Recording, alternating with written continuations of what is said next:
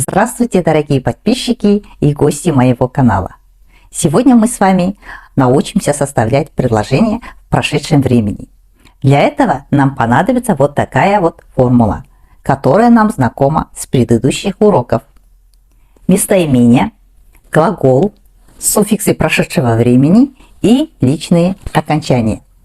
Давайте посмотрим примеры. Возьмем глаголы, которые нам уже знакомы. Бару, келю и санал. Как нам составить предложение «я ходила»?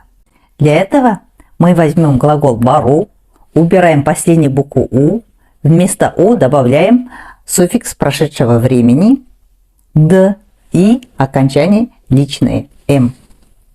И получается у нас предложение «мен бардым». Ты ходил, сен бардың. Вы ходили, сіз бардыңыз. Он или она ходила, ол барды.